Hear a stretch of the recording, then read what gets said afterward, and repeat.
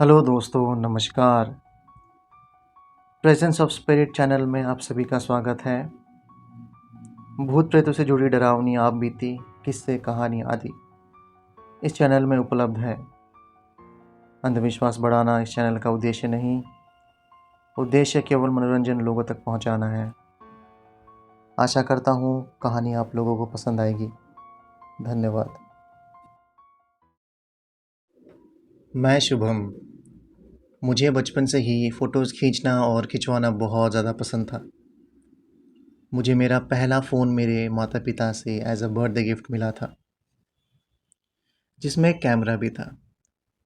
तब 2007 का समय चल रहा था। मैं वो फ़ोन पाके बहुत ही ज़्यादा खुश था और हर वक्त उस फ़ोन से तस्वीरें लेता रहता था। कभी खुद की, कभी सीनरीज़ की, तो कभी अपने ही दोस्तों की।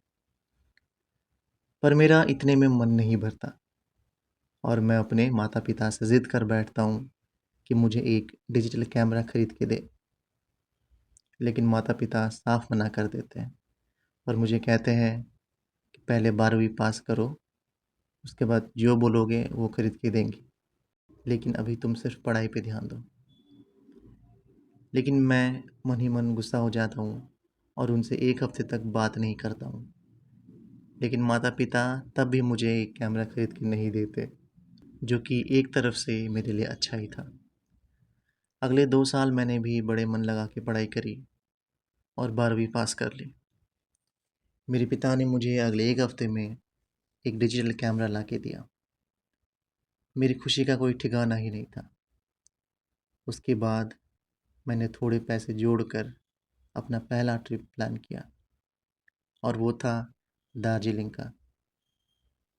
कुछ ही दिनों में मैंने पटना से एनजेपी की ट्रेन पकड़ी और मैं दार्जिलिंग पहुंच गया। वहां जाके कोई सस्ता सा लॉज ढूंढ के मैं वहां रहने लगा। मैं मुश्किल से 4 दिन दार्जिलिंग में रुका हूँ और जी भर के मैंने फ़ोटोग्राफी करी। वहाँ के फेमस स्पॉट्स ऑलमोस्ट मैंने अपने कैमरे में कैप्चर करी थी। अब मेरा वापस जाने का टाइम हो रहा था। मैं वापस अपने घर पटना आ जाता हूँ। अगले कुछ ही दिनों में मुझे कॉलेज में एडमिशन भी लेना था, तो मैं अब बची हुई छुट्टियों का सही ढंग से प्रयोग करना चाहता था। तो मैं हर एक दिन कैमरा लेके कहीं ना कहीं अपने आसपास की जगहों पे निकल जाया करता था। कुछ दिनों में मेरा एडमिशन भी पटना कॉलेज में हो जाता है। ऐसे ही घर से कॉलेज और कॉलेज से घर करते करते मेरे दिन बीतते हैं। कुछ दिनों में कॉलेज में कल्चरल फेस्ट ऑर्गेनाइज होने वाला था। सब लोग इवेंट को लेके बहुत तैयारी कर रहे थे। मैंने भी दार्जिलिंग में खींची हुई फ़ोटोज़ प्रिंट करा के एग्ज़िबिशन में लगा देता हूँ। मुझे बिल्कुल भी कोई आस नहीं थी कि मेरी खींची गई फ़ोटोज़ को लोग इतनी ज़्यादा पसंद करेंगे। वहाँ के टीचर्स भी फ़ोटोज़ देख मुझे शाबाशी देते हैं और ज़्यादा फ़ोटोग्राफी पे फोकस करने को कहते हैं। मैं काफ़ी प्राउड फील करता हूँ और फ़ोटोग्राफी से अपना करियर फ़ोटोग्राफी में बनाने का निश्चय कर लेता हूँ। और कॉलेज के साथ साथ मैं फ़ोटोग्राफी में पोर्ट्रेट फ़ोटोग्राफ़र की ट्रेनिंग लेना शुरू कर देता हूँ। मैं अगले 2-3 साल मन लगा के ट्रेनिंग करता हूँ और कुछ अपॉर्चुनिटीज़ का वेट करता हूँ। हालांकि उस ट्रेनिंग सेंटर से छोटे मोटे काम मुझे अक्सर मिल जाया करते थे, लेकिन मैं कोई बड़े काम के इंतज़ार में था। कुछ दिनों में मेरे कलीग सुधीर के मुंह से मैं ये खबर सुनता हूँ कि किसी फिल्म डायरेक्टर को एक साइड कैमरामैन की ज़रूरत है। मैं सुधीर से बात कर वहाँ का पता लेकर मैं वहाँ उस डायरेक्टर के पास चला जाता हूँ। वहाँ पहुँच के मैं डायरेक्टर मित्तल साहब से मिलने आया हूँ। पता चला है कि साइड कैमरामैन की ज़रूरत है। उसी सिलसिले में बात करने आया हूँ, ऐसा कह के मैं वहाँ बात करता हूँ। तो वहाँ के लोग मुझे ये बोल के वापस भेज देते हैं कि मित्तल सर अभी बहुत बिज़ी हैं, आप कल आना।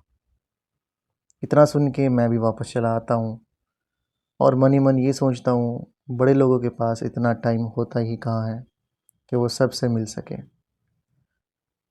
मैं कल उनके बुलाए अनुसार दोबारा पहुंच जाता हूं और फिर से वहां वेट करने लगता हूं। तभी उनके मैनेजर और बाकी लोग मुझे देख अनदेखा कर देते हैं। मैं घंटों वेट करता हूं, तो शायद मैनेजर को मेरे ऊपर थोड़ी दया आ जाती है। मेरे पास आके कहते हैं, आप ऐसा कीजिए, आप अपना नंबर मुझे दे जाइए। सर जैसे फ्री होते ही मैं आपके बारे में उनसे बात करूँगा। ये सुन मैं अपना कॉन्टैक्ट नंबर दे के वहाँ से निकल जाता हूँ। अगले 6 महीने में मुझे एक कॉल आती है। हेलो मिस्टर शुभम, मैं फिल्म डायरेक्टर मित्तल के ऑफिस से बोल रहा हूँ। आप आ सकते हैं क्या आज मिलने? मैं खुशी से हाँ बोल वहाँ अगले ही 1 घंटे में पहुँच जाता हूँ और कुछ देर इंतज़ार करता हूँ तो मुझे अंदर बुला लिया जाता है और मुझसे पहला ही सवाल ये पूछा जाता है कि आपने सिनेमाटोग्राफी सीखी है या नहीं। मैं थोड़ा नर्वस हो जाता हूँ और कहता हूँ, सर मैंने सिनेमाटोग्राफी तो नहीं सीखी है, लेकिन मैं बहुत ज़्यादा पैशनेट हूँ कैमरा को लेके। शायद ये बात काम कर गई और मित्तल सर ने अपने मैनेजर को कहा, रख लो इस लड़के को। मित्तल सर ने मुझे कल से शूट की लोकेशन पे आने को कहते हुए चाय पिलाई और वो वहाँ से चल दिए। मैं भी वहाँ से बड़े ही खुश होकर घर लौट जाता हूँ। अगले 1 महीने मुझे वहाँ अलग अलग सिनेमाटोग्राफर के साथ एज असिस्टेंट रहने को कहा जाता है और अपने सीनियर्स से सीखने को कहा जाता है। मैं भी सीनियर्स की हर छोटी बड़ी एक्शंस और एक्टिविटीज़ पर बड़े गौर से ध्यान देता हूँ और ना समझ आए तो तुरंत पूछ लिया करता था। फाइनली मुझे अगले 2 महीने में एक ऐड शूट करने के लिए असाइन किया गया। मेरा काम लोगों को पसंद आया और धीरे धीरे मुझे लंबे लंबे शूट करने का मौका मिला। एक दिन वहाँ मैनेजर और बाकी स्टाफ परेशान घूम रहे थे, तो मैंने उनसे पूछा, सर क्या बात है, आप लोग इतने परेशान क्यों घूम रहे हैं? मैं कुछ मदद कर सकता हूँ तो प्लीज़ बताइए। इतना सुन मैनेजर की आंखों में चमक सी आ गई और बोले, मित्तल सर के घर के आगे किसी ने कुछ बना के रख दिया है। मैं बोला, बना कर रख दिया है यानी? मैनेजर बोला, टोटका समझते हो क्या होता है? मैंने कहा नहीं। तो बोले, किसी ने कुछ बला सर के घर छोड़ दी है, जाने अब क्या होगा। मैं 21-22 साल का लड़का इन सब पे तब उतना यकीन नहीं रखता था। तो मैंने बोला, अरे सर मैं मित्तल सर के घर से वो उठा कर कहीं फेंक दूंगा, आप बताइए कहाँ जाना है। सब लोग एक दूसरे को देखने लगे और मुझे कहने लगे, शुभम अभी तुम अपने काम और पढ़ाई पे ध्यान दो। उनमें से एक स्टाफ ने कहा, अरे सर जब लड़का इतना भरोसे के साथ कह रहा है तो ले चलते हैं ना, ये उठाकर फेंक देगा। इतना सुन मैंने भी हाँ में जवाब देते हुए सर को घर चलने को कहा। मैं गरम खून का था और वैसे भी मुझे वहाँ काम मिल गया था, तो दूर दूर तक टोटका भूत प्रेत ये सब चीज़ें मेरे दिमाग ने एक्सेप्ट ही नहीं करी। वहाँ पहुँच के मैंने देखा तो एक पल के लिए मैं भी देखता ही रह गया। आज से पहले मैंने वैसी चीज़ कभी देखी नहीं थी। मैंने वहाँ से वो सब चीज़ें एक बोरे में डाला और वहाँ से चल दिया और पास की किसी बहती नदी में फेंक दिया और मित्तल सर के यहाँ चला गया। सब लोग मेरा ही इंतज़ार कर रहे होते हैं। मेरे वहाँ से वो टोटका हटाने के कारण लोग मुझे बड़े गौर से देखते हैं। मैं सबकी तरफ देख मुस्कुराते हुए अपने घर की तरफ चल देता हूँ। मैं नहा धोवा के शूटिंग लोकेशन पे पहुँच जाता हूँ और कैमरा हाथ में लिए कुछ फ़ोटोज़ क्लिक करने लगता हूँ। तब तक बाकी लोग भी आ जाते हैं और मुझे एक रोमांटिक सीन शूट करने को कहा जाता है। मैं भी बड़े आराम से शूट कर ही रहा होता हूँ। तभी मुझे लड़का और लड़की के बीच से एक साया जाता हुआ महसूस होता है। मैं कैमरे का लेंस साफ करके दोबारा कैमरे में देखने लगता हूँ तब मुझे एक काला साया, जिसका चेहरा बहुत बड़ा और भयानक था। मैं कैमरा हटा कर देखता हूँ तो वहाँ कुछ भी नहीं। मैं दोबारा कैमरे से देखता हूँ तो इस बार वो भयानक चेहरा मेरे बिल्कुल नज़दीक आ चुका होता है। मेरे हाथ से कैमरा छूट के ज़मीन पे गिर जाता है और मुझे एहसास होता है कि मेरे कंधे पे किसी ने 100 किलो का वज़न रख दिया हो। मैं वहीं गिर जाता हूँ। मुझे सब कुछ धुंधला दिखाई देने लगता है, लेकिन उस धुंधलेपन में भी मुझे वो भयानक चेहरा बिल्कुल मेरे पास खड़ा दिखाई देता है। मैं इशारे से उसकी तरफ सबको देखने को कहता हूँ, लेकिन शायद तब तक मैं बेहोशी की हालत में चला जाता हूँ। जब मेरी आंखें खुलती है तो मैं मित्तल सर के घर के आंगन में 10 लोगों के बीच पड़ा होता हूँ। लोग मुझसे पूछने लगते हैं, क्या हो गया था तुम्हें? मैं कुछ नहीं, थोड़ा चक्कर आ गया था, ये बोल के वहाँ से उठ कैमरा पकड़ मैं शूट की लोकेशन पे चलने की रिक्वेस्ट करता हूँ। तभी मैनेजर मुझे रोकते हुए कहते हैं, हाँ शुभम, आज की छुट्टी कर लो, कल से आ जाना, आज जाके थोड़ा आराम कर लो। ये सुन के मैं भी हाँ जी ठीक है करके वहाँ से चला जाता हूँ। दोपहर का वक्त हो चला था। जब मैं घर पहुँचता हूँ तो मेरी मम्मी मुझे बड़े ध्यान से देखती है। पापा कहते हैं, आ गया तुम्हारा लाडला, खाना लगा दो इसके लिए। मम्मी ने 2 रोटी सब्ज़ी दाल और थोड़े चावल मेरे लिए परोसे। मैंने उसको ख़त्म करने में 1 मिनट भी नहीं लगाया और खाने की मांग करी। मम्मी ने लाके मुझे और खाना दिया, वो भी मैं पलक झपकते ही खा गया। लगातार मैं खाने की मांग करे ही जा रहा था और एक पल ऐसा आया जब मेरे पिता ने मेरा हाथ रोक दिया और पूछे, अब बता दे कौन है तू, खाते ही जाएगा या कुछ बताएगा भी?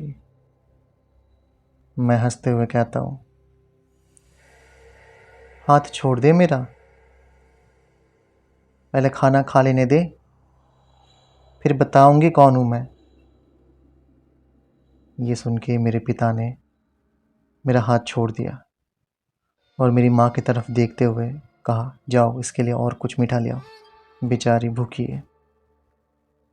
ये सुनते ही मेरी आंखों में चमक आ जाती है और ज़ोर ज़ोर से ताली मारते हुए जल्दी लाओ कह के हंसने लगता हूँ। मेरी मम्मी 10 रसगुल्ले प्लेट में लाती है और मैं भुक्खड़ की तरह टूट पड़ता हूँ और 10 के 10 रसगुल्ले बिना चबाए निगल जाता हूँ। ये देख अब मेरे पिता फिर से पूछते हैं, अब तो बता कौन है तू और इस लड़के के ऊपर क्यों आई है? मैं भयानक सी हंसी हंसते हुए कहता हूँ, मैं कमला हूँ, मैं खुद नहीं आई, मुझे लाया गया है। तेरा बेटा मुझे खुद वहां से उठा के यहाँ लाया है। अब मैं यहीं रहूंगी, कोई मुझे भगा नहीं सकता। मेरे पिताजी पूछते हैं, जाने का क्या लोगी? तुम जैसा बोलोगी वैसा ही करेंगे, बस मेरे बच्चे पर से उतर आओ, मेरे परिवार को छोड़ दो, मेरे परिवार पे कुछ बुरा मत करो। मैं ज़ोर ज़ोर से हंसते हुए कहता हूँ, मेरी इच्छा तू नहीं पूरी कर सकता। रही बात जाने की, तुम तीनों में से किसी एक को लेके जाऊंगी।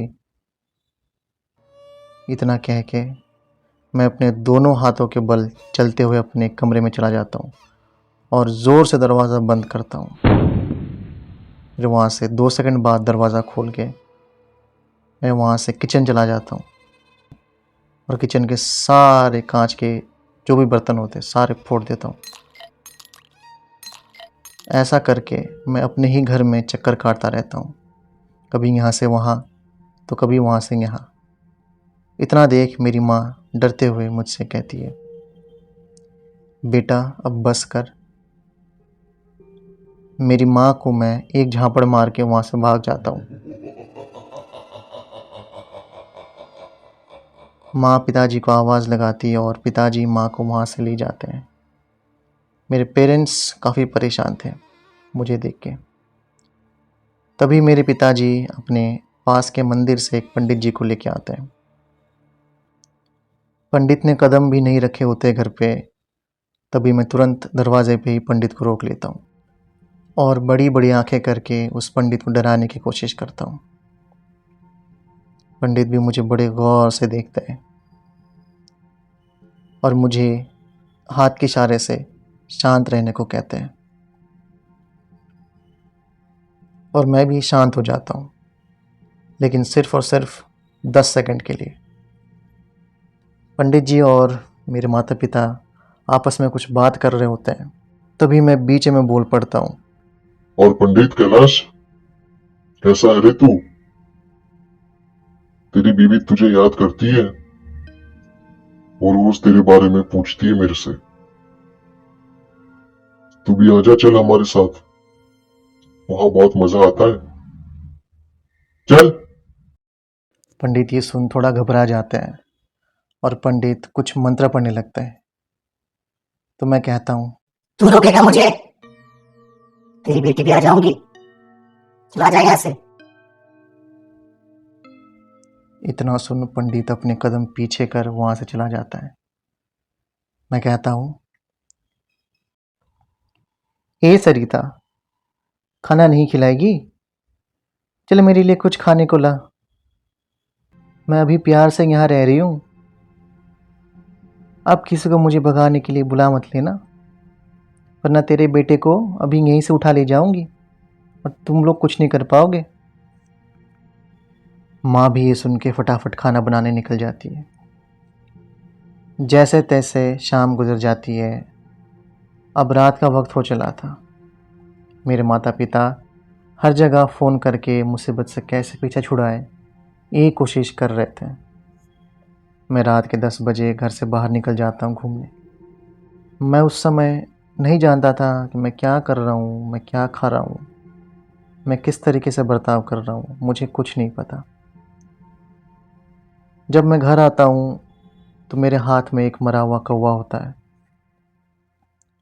और घर के ही आंगन में बैठ के मैं उस कौवे को कच्चा चबा रहा होता हूँ। तब मेरे पिता मेरे ऊपर गंगा जल छिड़क देते हैं। मैं गुर्राते हुए अपना ही सर नीचे ज़मीन पे मारने लग जाता हूँ और कुछ ही सेकंड्स में लहूलुहान हो जाता हूँ। ये देख मेरे माता पिता मेरे सामने हाथ जोड़ के मुझे रुकने को कहते हैं। वो दृश्य बेहद ही डरावना था। मैं घर के अंदर घुस के हर चीज़ को तोड़ने फोड़ने लग जाता हूँ और हल्दी अपने पूरे मुंह पे लगा के घर में घूमने लगता हूँ। इतनी आवाज़ें सुन हमारे पड़ोसी भी जाग जाते हैं और कुछ लोग हमारे घर आके मेरे पिता से बात करने लगते हैं। तभी कुछ लोग बोलते हैं, आप कल ही इसको किसी तांत्रिक या घुरी को दिखाओ। जैसे इसके लक्षण हैं, जैसा आप लोग बता रहे हो, आप किसी